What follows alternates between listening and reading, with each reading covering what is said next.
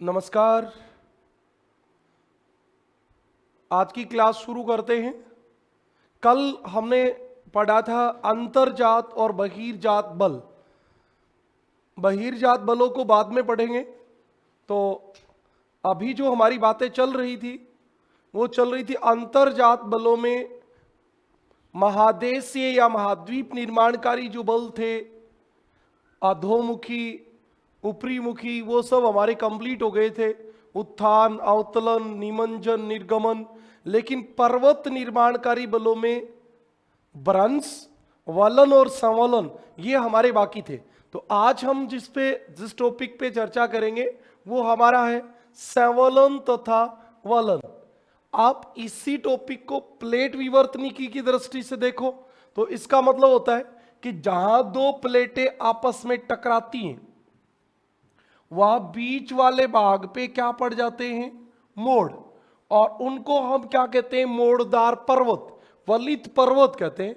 तो सेम वही वलित पर्वत किससे बनते? वलन और संवलन से। ओके, कल भी हमने थोड़ी बहुत इस पे चर्चा की भी थी। जब किसी विस्तृत क्षेत्र में ऐसे मोड़ पड़ते हैं तो उनका नाम होता है संवलन। क्या नाम होता है भाई? संवलन, जिसको हम क्या कहते हैं? वार्प कहते हैं। ये संवलन होता है। और जब ऐसे लहरनुमा आकृति बन जाती है तो इसका नाम होता है वलन। इसका नाम क्या होता है? वलन नाम होता है, वलन। ये आपके फोल्ड होते हैं और ये आपके वार्प होते हैं।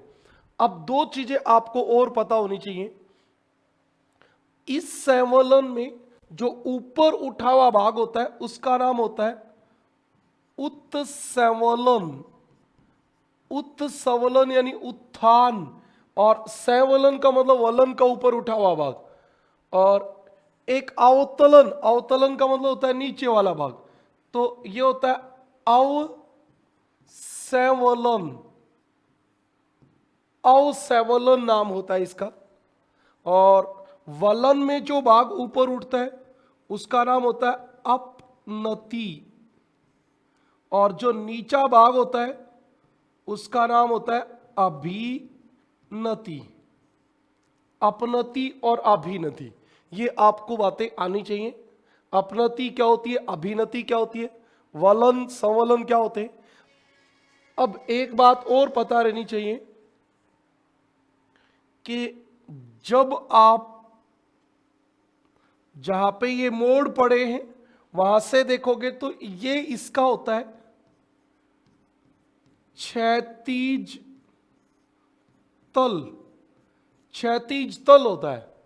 और ये वाली मान लो A B C D E F G H I J K, ये सब जो भी ऐसे ऐसे हैं ये सब क्या है? ये भुजा है। A B C D E F G, ये सब क्या है? वलन की भुजा। ये वलन की भुजा होती है। और एक बात और याद रखना, जैसे ये ऊपर वाले भाग से जो गुजरती है, नीचे वाले से जो गुजरती है, ये वाले भाग से गुजरती है, ये वाले, ये X Y Z, हम कुछ भी मान लो इसको, ये आपका क्या होता है? ये कोण होता है। ये वलन का कोण होता है। ये बातें हमें पता होनी चाहिए। ये इसको आप कहोगे XYZ को वलन का अक्ष, XYZ। ये क्या हो गया? वलन का अक्ष हो गया, अक्ष। बातें समझ में आई यहां तक की? ये पिक्चर आपको समझ में आनी चाहिए कि वलन की भुजा, ये संवलन की भुजा है, ये संवलन की भुजा है। ओके, ये ऊपर वाले भाग से जो जाएगी वो नीचे वाले भाग से जाएगी वो, ये क्या होते हैं? ये अक्ष होते हैं, वलन के अक्ष होते हैं। ओके, और जो नीचे वाला भाग होता है ये क्षैतिज तल होता है। ठीक है जी। थोड़ा सा अभी एक बार संवलन क्या होता है इस पे देखेंगे। संवलन, बताओ भाई सैवलन क्या होता है? जब क्षैतिज बल, पर्वत निर्माणकारी बल कौन सा था? क्षैतिज। जब क्षैतिज बल में आमने सामने गति होती है, आमने सामने गति होती है, इसको आप प्लेट विवर्तनिकी की दृष्टि से देखो तो जब दो प्लेटें आमने सामने गति करती हैं, जिसको हमने अभिसारी प्लेट किनारे नाम दिया था, अभिसारी प्लेट किनारे, तो अभिसारी प्लेट किनारों पे वलित पर्वत बन रहे थे, सेम वही बात है, आमने सामने गति होती है तो धरातल की चट्टानों में मोड़ पड़ जाते हैं, धरातल की चट्टानों में मोड़ पड़ जाते हैं। बिल्कुल भी जो भी बीच में आएगा उसमें तो मोड़ ही पड़ेंगे, बीच में जो भी आएगा, दो प्लेटें टकराएंगी, जो बीच में आएगा उसमें मोड़ पड़ेंगे, मोड़ पड़ जाते हैं, जिन्हें सैवलन एवं वलन कहते हैं, वलन कहते हैं। इन मोड़ों को सैवलन एवं वलन कहते हैं। अब सैवलन किसे कहते हैं? क्षैतिज संचलन के कारण जब विस्तृत क्षेत्र में मोड़ पड़ जाते हैं तो उन्हें सैवलन कहते हैं। इसमें काम की बात एक ही थी और वो थी विस्तृत क्षेत्र में, जब बड़े क्षेत्र में मोड़ पड़ जाते हैं तो उसे क्या कहते हैं? सैवलन। ओके, अब आपको यह भी बात ध्यान रहनी चाहिए, सैवलन में ऊपर उठा हुआ भाग, ऊपर उठा हुआ भाग क्या कहलाता है? उत्सवलन। ये इंग्लिश में तो और भी आसान होता है, वार्प संवलन का नाम है, और इसको इंग्लिश में कहेंगे अप वार्प। तो वार्प और अप ऊपर उठा हुआ भाग, उत्सवलन, सवलन में ऊपर उठा हुआ भाग उत्सवलन, तथा नीचे धसा भाग, नीचे धसा भाग अवसवलन। अवसवलन को क्या कहते हैं? डाउन वार्प कहते हैं, डाउन वार्प कहते हैं। तो ये तो बहुत आसान बात है, और भी आसान बात है। ओके, अब इसको जो ऊपर वाला पूरा भाग है, ऊपर वाला पूरा भाग है, उसको एक बात और भी कह देते हैं, और वो आपका नाम क्या होता है? वो आपका नाम होता है भू अपनति। भू अपनति तो कोई बहुत विशेष बात नहीं है, ये कोई जर्मनी से बात थोड़ी है, यही है। भू पृथ्वी, अप ऊपर उठा हुआ, नति कौन? ऊपर उठा हुआ कौन? जिसको क्या कहेंगे? जियो। जियो का मतलब भू, और एंटीक्लाइन, एंटीक्लाइन इंग्लिश में इसको कहते हैं जियो एंटीक्लाइन। और जो नीचे वाला भाग होता है उसको क्या कहते हैं? जियो साइक्लाइन। ये होता है भू अभिनति, भू अभिनति। तो ये दोनों बातें, भू अपनति, भू अभिनति, कोई विशेष बात नहीं है। अपनति अभिनति वही बात है, ऊपर उठा हुआ भाग भू अपनति और नीचे दसा हुआ भाग भू अभिनति।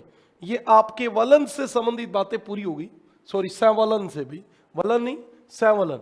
सैवलन में आपको इतनी बातें याद रखनी है कि ये विस्तृत क्षेत्र में पड़ने वाले मोड़ होते हैं, और इसमें जो ऊपर उठा हुआ भाग होता है वो उत्सवलन कहलाता है, और नीचे दसा हुआ भाग अवसवलन कहलाता है। ओके, इतनी बातें काम की है, कोई बहुत नहीं है। इंग्लिश में जब आप देखोगे तो कोई दिक्कत वाली बात ही नहीं है, अपवार्प और डाउनवार्प। इसीलिए जो क्वेश्चन आपको ज्योग्राफी में नहीं आता है उसका एक बार इंग्लिश ऑप्शन जरूर देखें। इंग्लिश वाले वर्जन को देखने से बहुत सारी चीजें आसान हो जाती हैं। अब आपका होता है वलन। वलन जिसको हम क्या कहेंगे, फोल्ड। वलित पर्वत जिसको हम क्या कहते हैं, फोल्डेड माउंटेन।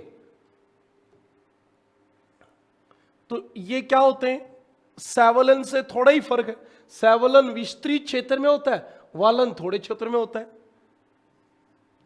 तो हम यही बात लिखेंगे, अपेक्षाकृत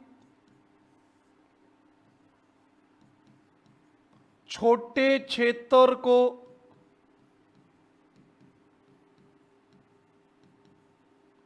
प्रभावित करने वाले मोड़ वलन कहलाते हैं।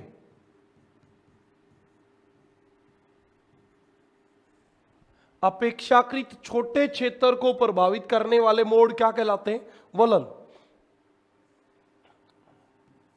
भूपटल पर वलन लहरों की भांति, जैसे समुद्र में होते हैं, लहरों की भांति ऊपर नीचे होते हैं।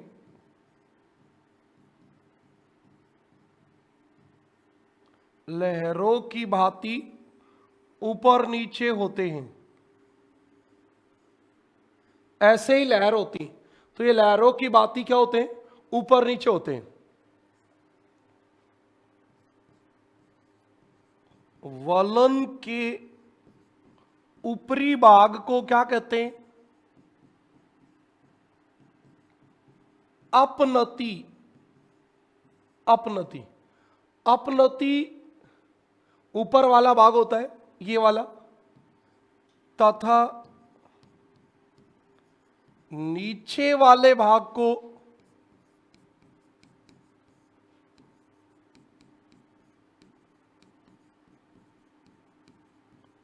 अभिनति कहते हैं।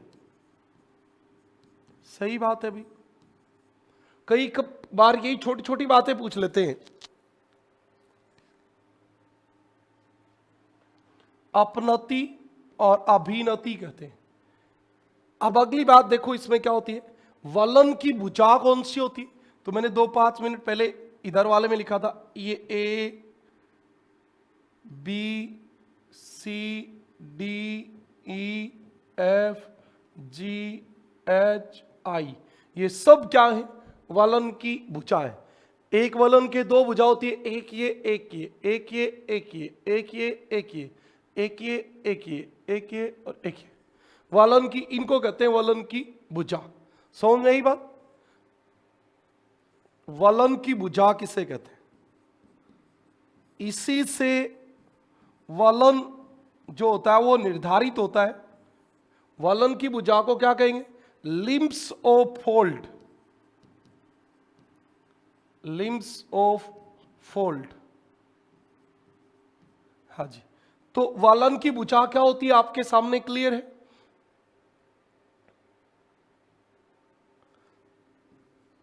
अपनति अक्ष से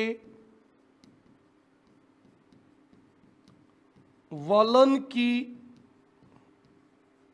भुजा का निर्धारण होता है। इस बात का मतलब यह है कि जो भाग ऊपर उठा होता है ये अपनति अक्ष होता है, ये अपनति अक्ष होता है। क्या होता है इसका नाम, अपनति अक्ष। इसके दोनों ओर की ये और ये भुजा होती हैं। अपनति अक्ष से वलन की भुजा का निर्धारण होता है। अपनति अक्ष के दोनों ओर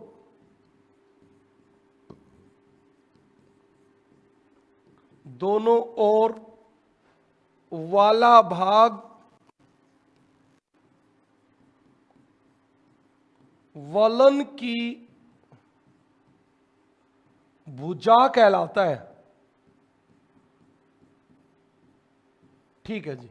अब आप थोड़ा सा एक बार समझे, कोई ये वलन है, ये ऐसे मोड़ पड़ गया इधर से, भाई हम सबको प्लेट विवर्तनिकी के अकॉर्डिंग सोच लेते हैं, तो ऐसे मोड़ पड़ा तो ये इसकी दोनों भुजा बराबर है, तो ये समनत वलन होता है। एक भुजा ऐसी हो जाए और एक ऐसी हो जाए तो ये असमनत वलन होता है। मतलब आपकी ये जो भुजा होती है, ये वाली ये भुजा होती है, इसी से वलन निर्धारित होता है, इसी से पता चलता है कि वलन किस प्रकार का है। आपके फर्स्ट ग्रेड में और एच स्टेट में दोनों में याद रखना, आरपीएससी फर्स्ट ग्रेड और एच स्टेट पीजीटी, इन दोनों एग्जाम में ऐसा शायद ही हुआ होगा कि एकाध परीक्षा में वलन से क्वेश्चन नहीं आया हो, और बहुत आसान आता है। समनत वलन क्या किसे कहते हैं, बंद वलन किसे कहते हैं, खुला वलन किसे कहते हैं, पंखा वलन किसे कहते हैं, शयान वलन किसे कहते हैं, बहुत आसान टॉपिक है। आप इसको थोड़ा समझते चले बस। ये वलन की भुजा होती है, आपको ये बात समझ में आ गई।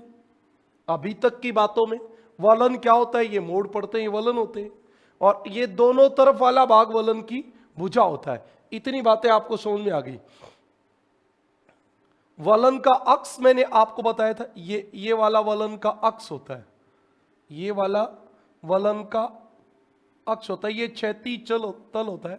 जैसे मान लो हम ये मान लें कै ख ग घ अड़े, ये क्या है, ये वलन का अक्ष है। अक्ष का मतलब झुकाव, कोण, कितने का कोण बन रहा है, नति, ये वाली बात होती है। ओके, इतनी बातें आपको समझ में आ गई होंगी। अब एक शब्द होता है नति लंब, हम देखेंगे नति लंब क्या होता है। आप बताओ नति लंब क्या होता है। ये आपको क्या दिख रहा है, ये होता है नति। नति का मतलब होता है क्षैतिज धरातल पर चट्टान का झुकाव। ये कितने डिग्री झुकी हुई है, कितने डिग्री झुकी हुई है, ये नति होता है। और जहां झुकाव 90 डिग्री का कोण बनाएगा उसको क्या कहेंगे, नति लंब। इसमें सवाल इतना ही आ सकता है कि नति लंब किसे कहते हैं, बस, और कोई सवाल बन नहीं सकता। नति लंब, नति का मतलब कोण और लंब का मतलब 90 डिग्री। तो इसके कोण पे जो 90 डिग्री का अक्ष जहां बनेगा, अरे यहां कोण कितने डिग्री का बन रहा है, 90 डिग्री का। इधर बनाओगे तो इधर भी कितने का बन रहा है, 90 डिग्री का। इसी का नाम है नति लंब। वलन क्षैतिज तल से जहां 90 डिग्री का कोण बनाता है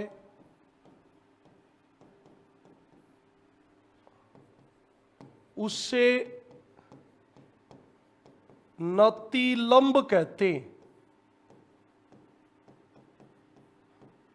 उसे नति लंब कहते हैं। ठीक है जी। नति क्या होता है ये भी आपको बताएंगे अभी। देखो, अब आपके एक शब्द आता है नति। नति, इसी को कहते हैं नमन, और इंग्लिश में इसको कहते हैं DIP, डिप। तो हिंदी में भी डिप लिख देते हैं कई बार, नति, नमन या डिप। इसका मतलब होता है कोई भी चट्टान जिसने धरातल से मोड़ बना रखे, वो कितने डिग्री का कोण बनाती है, उस कोण को कहते हैं नति लंब। नति का मतलब कोण, बस इतना समझे आप। नति का मतलब क्या है, कोण। ज्यादातर मोड़ परतदार या रूपांतरित चट्टानों में बनते हैं। परतदार या रूपांतरित चट्टानों, आग्नेय चट्टानों में मोड़ नहीं पड़ते, सामान्य वे में नहीं पड़ते। चट्टानों के स्तर प्राय क्षैतिज तल से,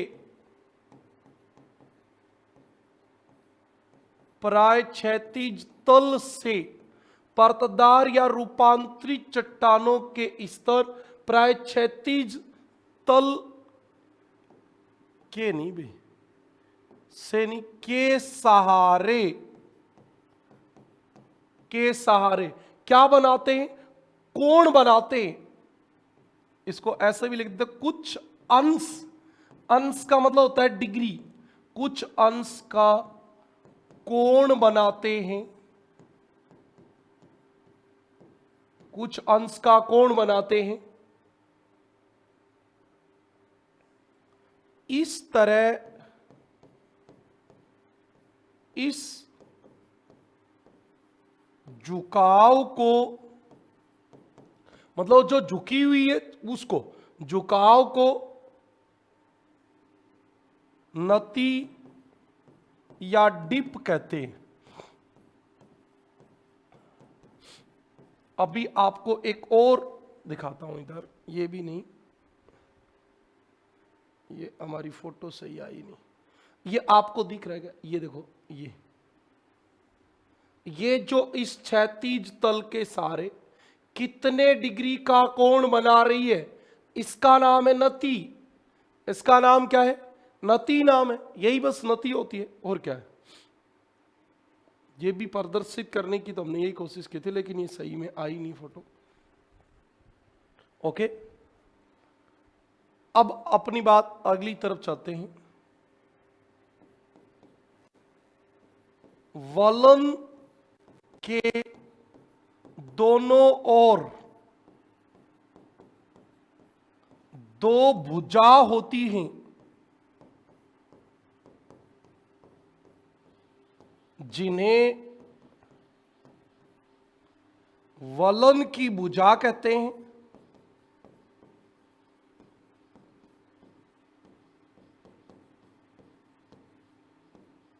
वलन की भुजा के आधार पर, वलन की भुजा के आधार पर वलन के प्रकार निर्धारित होते हैं।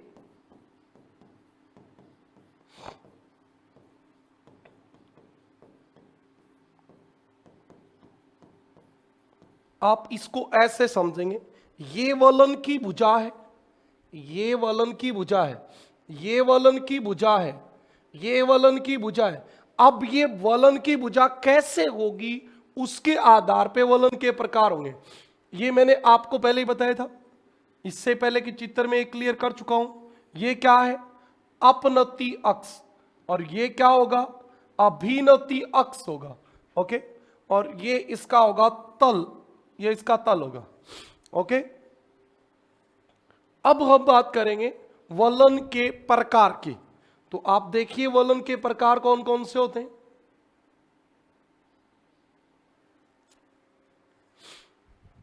सबसे पहला हमारा वलन के प्रकार, अब यही यहां से काम की बात है। वलन के प्रकार, यहां से आपका ये टॉपिक इंपॉर्टेंट शुरू होता है।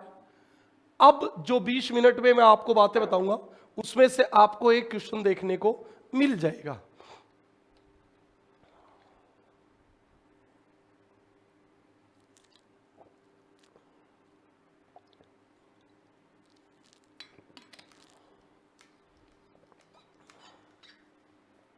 चलो, पहला हम शुरू करते हैं।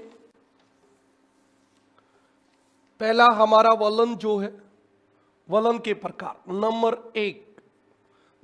एक का नाम है सममित वलन।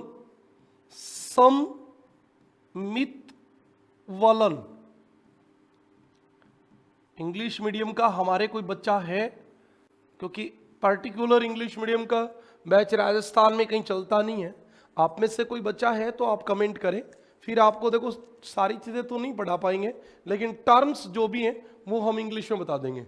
ये सिमेट्रिकल फोल्ड होता है, सिमेट्रिकल फोल्ड, सिमेट्रिकल, सिमेट्रिकल मतलब दोनों भुजा बराबर।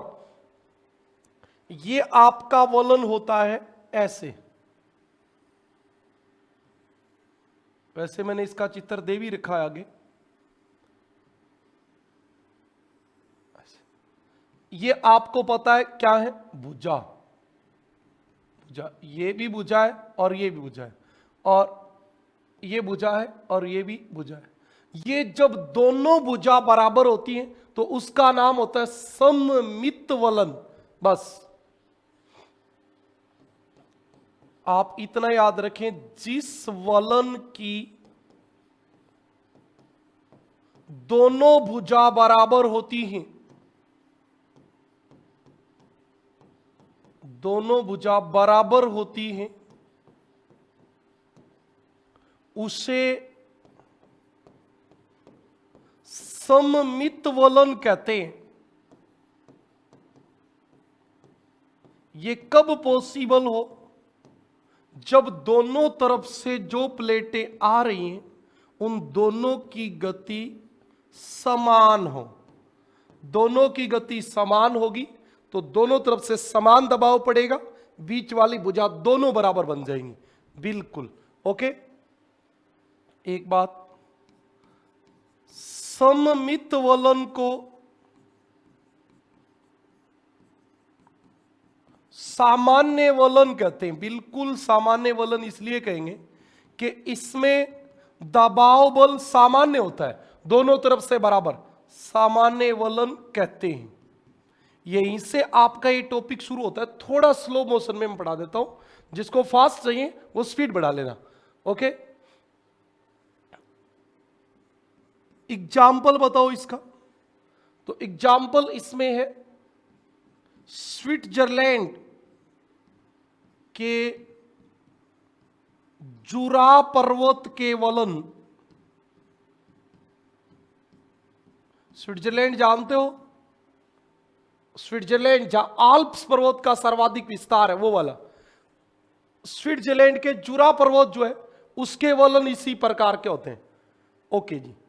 दूसरा आपका वलन आ गया असममित वलन। असममित वलन, इसके ए लग गया। इसका मतलब अब की बार भुजा जो है वो असमान है, बराबर नहीं है। एक भुजा छोटी होगी और एक बड़ी होगी, मतलब वलन ऐसा होगा। लेकिन याद रखना 90 डिग्री का कोण कौन सी भी भुजा नहीं बनेगी। 90 डिग्री का कोण कोई भी भुजा नहीं बनेगी। ये वलन ऐसा होगा, एक भुजा बड़ी और एक भुजा छोटी, एक भुजा बड़ी और एक भुजा छोटी। आपके कमेंट में देख रहा हूं, आपको कोई दिक्कत है तो आप मुझे बताएं। इसमें दोनों भुजा समान नहीं होती हैं, समान नहीं होती हैं। एक भुजा बड़ी तथा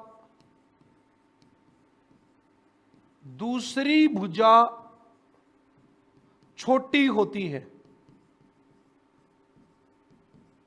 एक भुजा बड़ी और दूसरी छोटी होती है। आपको एग्जाम्पल बताना है इसका, बताओ। तो इंग्लैंड का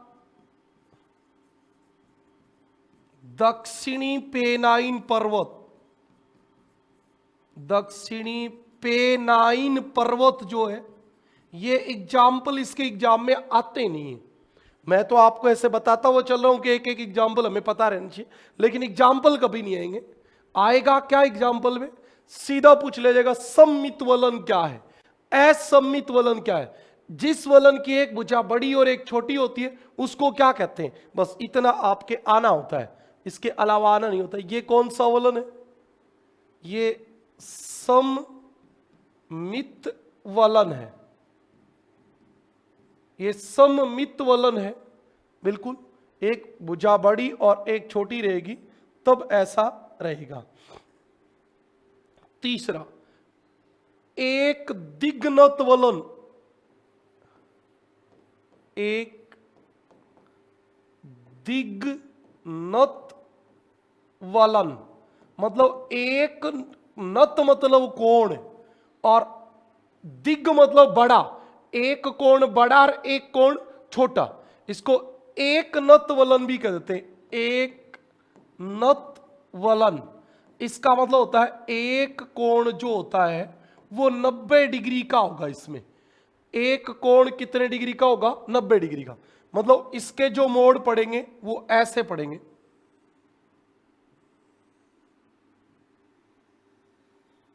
ऐसे पड़ेंगे, इसके मोड़ ऐसे पड़ेंगे। एक कोण 90 डिग्री का होगा और एक कोण जो है वो कम होगा। एक कोण 90 डिग्री का होता है, इसमें यही नियम है।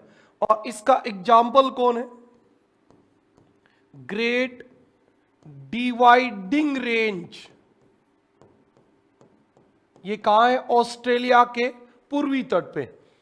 अब एक दिग्नत समनत सममित वलन, सममित वलन भुजा बराबर, असममित वलन भुजा छोटी बड़ी। एक दिग्नत, एक दिग्नत का मतलब एक कोण बड़ा एक छोटा। अगला आ जाएगा समनत वलन, जिसके कोण बराबर हो दोनों। तो यहां तक कि 4 बातें आपको समझ में आ गई। भुजा के बात आएगी तो सममित, असममित, कोण की बात आएगी तो नत आएगा। समनत मतलब कोण बराबर, और एक नत एक बड़ा और एक छोटा कोण। ओके, इस वलन में एक भुजा 90 डिग्री का कोण बनाती है, कोण बनाती है। इसमें एक भुजा 90 डिग्री का कोण बनाती है, ठीक है। बस इतनी काम की बात है, और कोई काम की बात नहीं। और दूसरी किसका बनाएगी, फिर दूसरी कम डिग्री का कोण बनाती है, लिखने की जरूरत नहीं है, ये बात लिखने की जरूरत नहीं है। एक 90 डिग्री का बनाएगी, यही काम की बात है। इसका एग्जाम्पल कौन है, ग्रेट डिवाइडिंग रेंज के मोड, ठीक है जी। अब आप अगले पे आ जाओ। अगला आपका है समनत वलन, समनत वलन। सम बराबर नत कोण और वलन वलन। इसमें क्या होता है, इसमें मोड़ ऐसे पड़ जाते हैं, ऐसे, इसमें मोड़ ऐसे पड़ जाते हैं। समझ में आई, ये दोनों भुजा, दोनों के कोण बराबर हैं, सेम है, लेकिन ये झुका हुआ है, परंतु धरातल के समानांतर नहीं है। जब यही ऐसे बन जाएगा ना, ऐसे, तो इसका नाम चेंज हो जाएगा। तब इसका नाम चेंज हो जाएगा जब ये आपका धरातल के समानांतर हो जाएगा, तो बातें अलग हो जाएंगी। समनत वलन,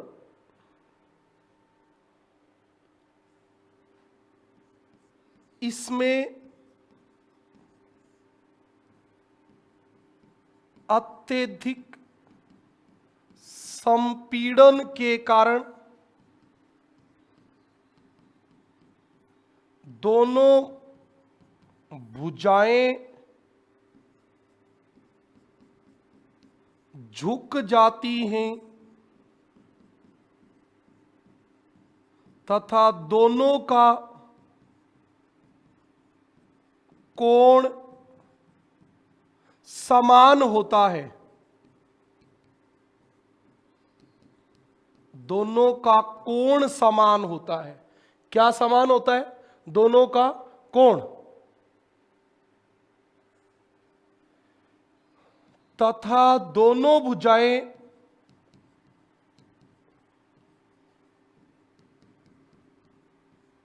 समानांतर होती हैं।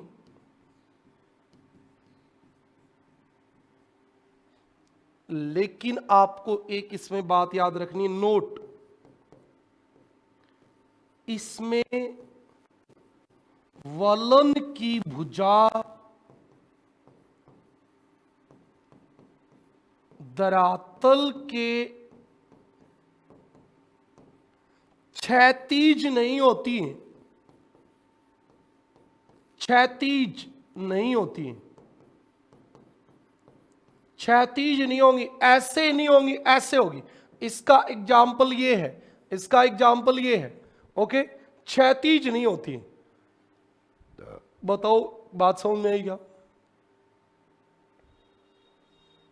तो सर इसको क्या कहेंगे? बिल्कुल, इसका नाम होगा शयान वलन, शयान वलन, लेटा हुआ वलन, लेटा हुआ वलन, इसको कहेंगे शान वलन, लेटा हुआ वलन। शान मतलब सोया हुआ, लेटा हुआ वलन। परिवलित वलन भी कह देते हैं, परिवलित वलन इसलिए नहीं बताया मैंने क्योंकि अगला वलन हमारा यही है, तो इसमें अपने आप आ जाता। इसका एग्जाम्पल बताओ, समनत वलन का, पाकिस्तान का काला चिट्टा पर्वत, पाक का काला चिट्टा पर्वत इसका एग्जाम्पल है। पाक का काला चिट्टा पर्वत इसका एग्जाम्पल है। ओके, समझ में यही बात? 4 हो गए, 5 नंबर पे चलते हैं। 5 नंबर पे हमारा है शान वलन, अभी जो मैंने बताया शान वलन, लेटा हुआ वलन, लेटा हुआ वलन। और इसी का आपका एक नाम और होता है, और वो नाम क्या होता है? परिवलित वलन।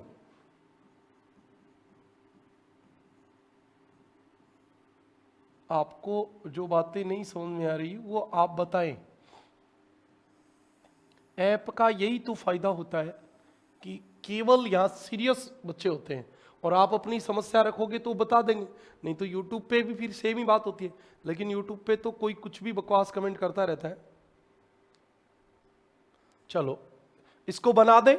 ये ऐसा होता है, ये वाला वलन, ये ऐसा वलन होता है, ये धरातल है, ये धरातल है, और ये आपकी वलन की दोनों भुजाएं। ठीक है जी। तो इसमें क्या होता है, जब अत्यधिक संपीड़न के कारण दोनों भुजा समानांतर हो, वो पहले वाले में भी समानांतर थी लेकिन उसमें धरातल के क्षैतिज नहीं थी, समानांतर हो, तथा तथा यही काम की बात है इसमें, क्षैतिज अवस्था में हो, क्षैतिज अवस्था में हो तो उसे शान वलन कहते हैं। ये आरपीएससी में आया हुआ क्वेश्चन है, ये आपके आरपीएससी फर्स्ट ग्रेड का आया हुआ क्वेश्चन है, शान वलन। ठीक है जी। यूके का केरिक कैलिस पर्वत इसका एग्जाम्पल है, यूके का केरिक केलिस पर्वत इसका उदाहरण है। ठीक है जी,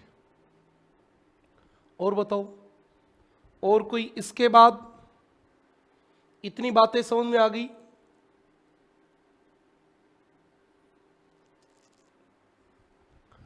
छह नंबर हमारा होता है क्या? प्रतिवलन। प्रतिवलन नाम से क्या पता चल रहा है? प्रतिवलन। प्रतिवलन या उल्टावलन? उल्टावलन। उल्टावलन इसमें होता क्या है? ये मान लो ये वाली बात है भाई, अत्यधिक संपीड़न के कारण ही तो ऐसा होना है, ये है। और दबाव पड़ा तो ये भुजा यहां से टूट गई, भुजा टूट गई। और अब की बार हुआ क्या? ये ऐसे, और ये वाली ऐसे टूट के इसके ऊपर चढ़ गई, तब इसका नाम होता है प्रतिवलन।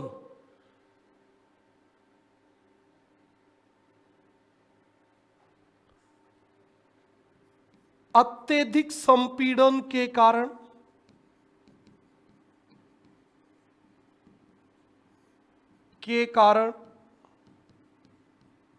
वलन अपना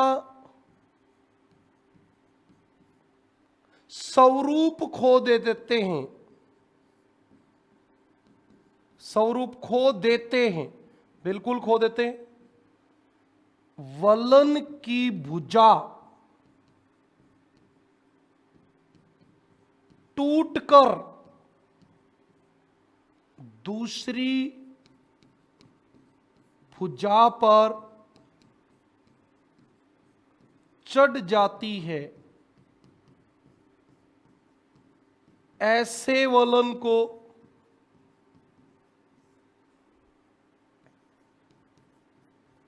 प्रतिवलन कहते हैं।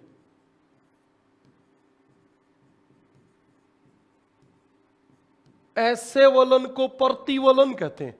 बताओ ये बात समझ में आई क्या?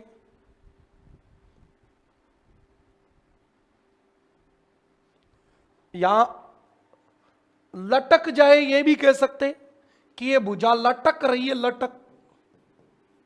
लटक जाए भुजा, या चढ़ जाए। जब वलन की एक भुजा दूसरी भुजा के ऊपर लटक जाए या चढ़ जाए तब ऐसा होता है। और ऐसे एग्जाम्पल कहां मिलेंगे? हमारे भारत की पीर पंजाल श्रेणी में। अच्छा सर, पीर पंजाल श्रेणी में एक बात और सुनो, ये दबाव और तेज हो तो ये भुजा इसके ऊपर रुकने की बजाय, जैसे टक्कर लगी, ये वाला भाग टूट के कहीं और चला जाता है। और जब और चला जाता है तो उसका नाम होता है गिरवा खंड। गिरवा खंड, भुजा का टूटा हुआ एक भाग कहीं और जाके गिरता है, उसका नाम होता है गिरवा खंड। और उसी को इंग्लिश में कहते हैं नापे। नापे, गिरवाखंड या नापे। 7 नंबर पे चले हम। चित्र कुछ नहीं बनाएंगे इसका। गिरवाखंड या नापे। नापे, इसका इंग्लिश में नाम होता है नापे, NAPPE, नापे। एक्चुअली ये नापे जो है ये फ्रांसीसी भाषा का शब्द है और जिसका अर्थ है खोल या सीट। एक भाग कहीं टूट के दूसरी जगह चला गया, उसके लिए उपयोग होता है।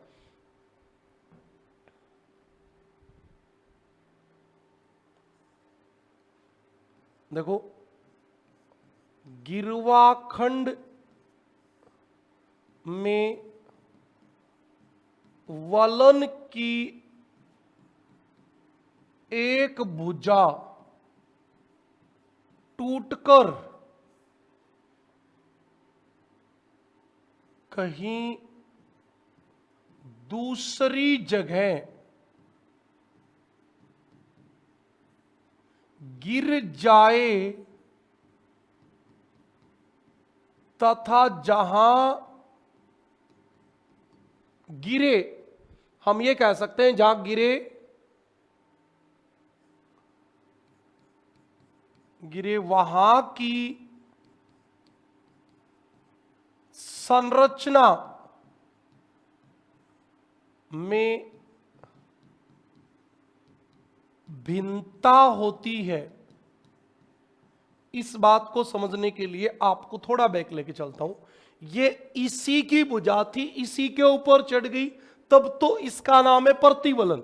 और ये भुजा यहां से जाके कहीं और गिरे और वहां नीचे वाली जो चट्टान है वो इससे रिलेटेड है ही नहीं, इससे संबंधित नहीं है, उसका निर्माण ही अलग हुआ है। ये अवसादी चट्टान है तो वो कायंत्री चट्टान हो सकती है, ये बालू पत्थर है तो वो चुन्ना पत्थर हो सकती है, ऐसा हो सकती है। ओके, संरचना में भिन्नता हो तो क्या होती है बताओ भाई?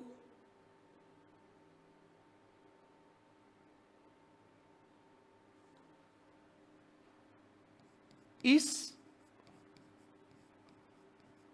टूटी हुई भुजा को गिरवाखंड या नाप्पे कहते हैं। और ये जब गिरवाखंड टूट के अपने पास ही पड़ जाए ना तो उसको सौस्थानिक गिरवाखंड कहते हैं। सौस्थानिक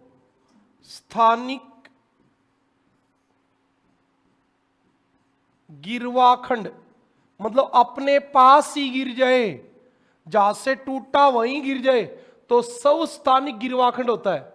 और एक होता है अपर स्थानिक गिरवाखंड। आप 1 मिनट के लिए ये बात सुने, फिर मुझे बताना कहां समस्या आ रही है। सौस्थानिक गिरवाखंड, जब टूटी भुजा अपने नजदीक ही गिर जाए, भाई जहां टूटी वहीं गिर जाए तो उसको सौस्थानिक कहते हैं। जब टूटी हुई भुजा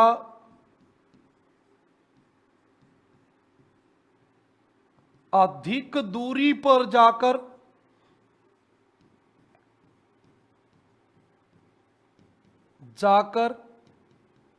गिरे, अधिक दूरी पर जाकर गिरे, ये आपकी बात है।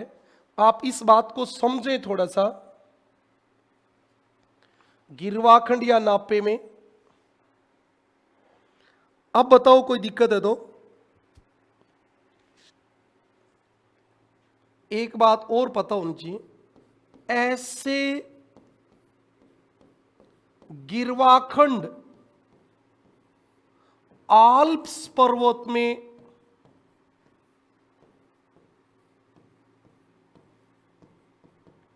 पाए जाते हैं। आल्प्स पर्वत में ज्यादा पाए जाते हैं ऐसे गिरवाखंड। अभी बताओ आप क्या दिक्कत थी?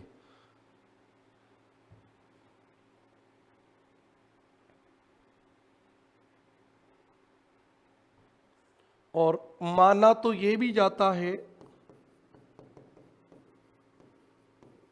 कश्मीर घाटी भी गिरवाखंड पर स्थित है। ओके भी समझ में आ गया तो ठीक है। अब इस आल्प्स पर्वत के गिरवाखंडों के नाम भी बता दूं आपको।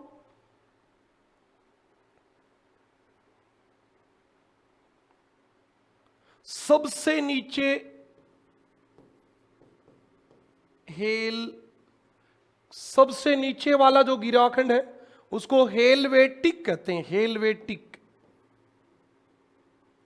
लिखा तो सही था ना? नहीं, हेलवेटिक। ये गिरवाखंड का नाम है, लेकिन ऐसा एग्जाम में आना नहीं चाहिए। हेलवेटिक पिनाइल, हेलवेटिक, एक का नाम है पिनाइल, एक का नाम है आस्ट्राइड, आस्ट्राइड व डिनारिक, डिनारिक आल्प्स पर्वत के नीचे से ऊपर की ओर, मतलब नीचे से ऊपर की ओर, नीचे से ऊपर की ओर पाए जाने वाले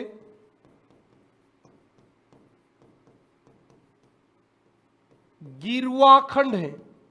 अरे गिरा हुआ खंड मतलब कहीं और से आके गिर गया। कोई वलन की भुजा टूट के कहीं दूसरे स्थान पे जाके गिर जाए तो उसको गिरवाखंड या नाप्पे कहते हैं। बस मुश्किल मुझे तो कोई बात लगी नहीं इसमें। सौस्थानिक अपने स्थान पे गिर गई, अपर स्थानिक कहीं दूसरे स्थान पे जाके गिर गई। कश्मीर घाटी भी गिरवाखंड में। या मैंने बताया कि सबसे ज्यादा गिरवाखंड कहां पाए जाते हैं? आल्प्स पर्वत में। फिर ये मैंने आल्प्स पर्वत के गिरवाखंडों के नाम बता दिए। 8 नंबर आपका है खुला वलन।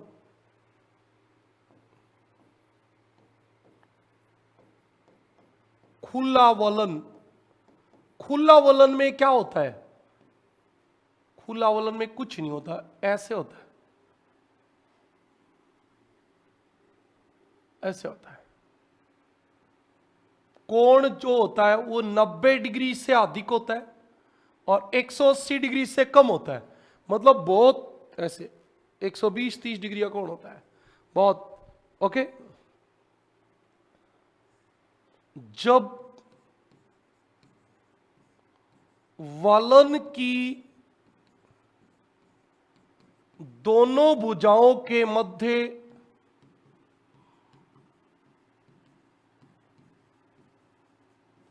कोण 90 डिग्री से अधिक तथा 180 डिग्री से कम हो तो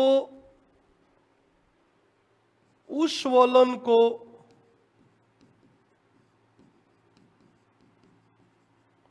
खुला वलन कहते हैं। उस वलन को क्या कहते हैं? खुला वलन। ओके, ये पाया कहां जाता है? पर्वत निर्माण की प्रारंभिक अवस्था में। पर्वत निर्माण की प्रारंभिक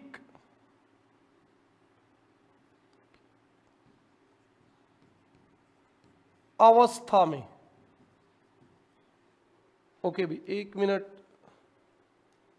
वॉइस चेंज कर चेक करनी पड़ेगी मेरे हिसाब से, वॉइस में गड़बड़ हो गई।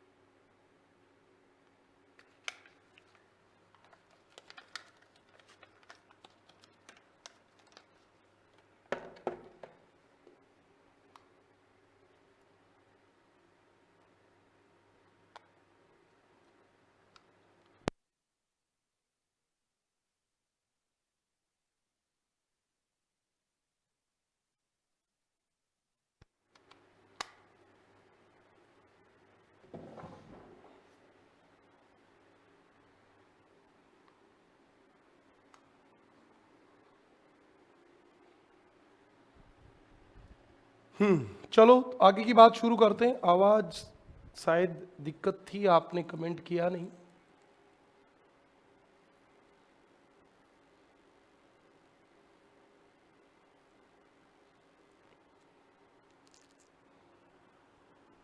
ओके, अब इसके बाद आपका अगला है बंद वलन। बंद वलन, बंद वलन में क्या होता है, क्लोज फोल्ड जो होते हैं उसमें होता है ये वाला, ऐसे ऐसे होता है। ये वाला वलन ऐसे होता है। इसमें 90 डिग्री से ज्यादा होता है, इसमें 90 डिग्री से कम होता है। जब वलन की दोनों भुजाओं के मध्य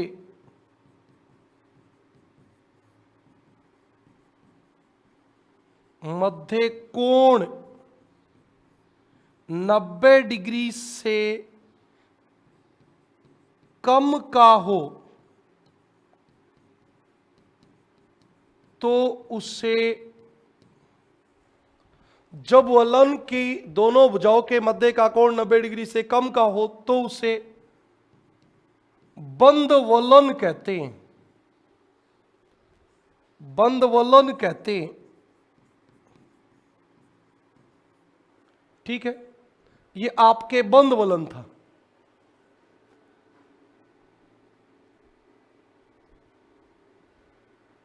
ये तो हमने देख ही लिया था। अब हमारा लास्ट बच गया पंखा वलन।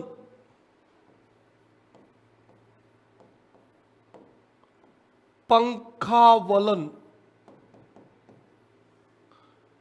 ये फैन फोल्ड क्या होते हैं,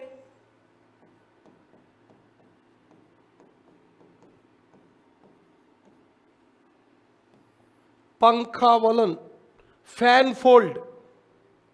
देखो फैन फोल्ड में ऐसा होता है, जो वलन ऐसे बनता है उसमें अपनतियां और अभिनतियां साथ बन जाती हैं।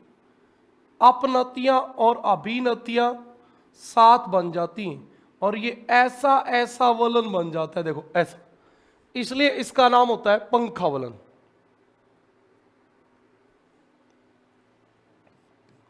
जब एक विस्तृत अपनति व अभिनति में, अपनति का मतलब ऊपर उठा हुआ भाग, अवनति का भाग नीचे दसा हुआ भाग। जब एक विस्तृत अपनति व अभिनति में अनेक छोटी छोटी अपनतियां एवं अभिनतियां बन जाएं, अपनतियां एवं अभिनतियां बन जाएं, एक बात, तो पंखा वलन का निर्माण होता है। तो पंखा वलन का निर्माण होता है।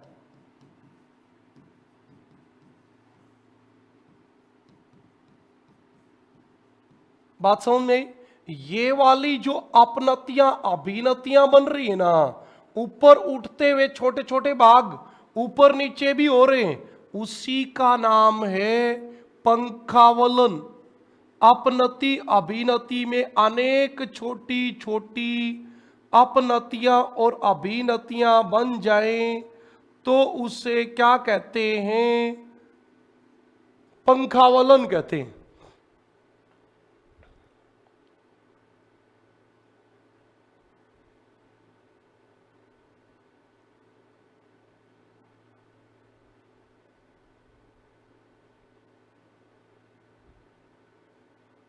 इनमें एक क्वेश्चन और बनता है, ये ऊपर वाले में अपनति बनती है क्या कहलाती है, और नीचे वाले में अपनति अभिनति बनती है, ये वाली क्या कहलाती है।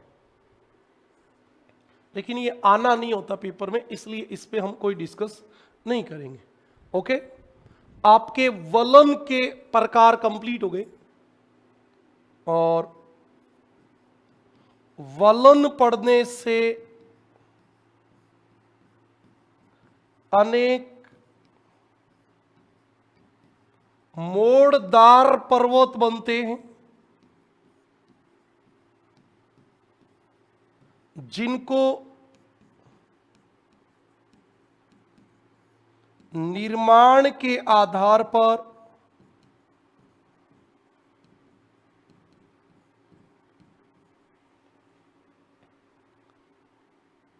अलग अलग वर्गों में बांटा जाता है। आपने पढ़ा भी होगा प्री कैम्ब्रियन युग के पर्वत, हर्शियन युग के पर्वत, टर्शरी युग के पर्वत, ये हम कल की क्लास में डिस्कस करेंगे। तो आज के लिए इतना ही।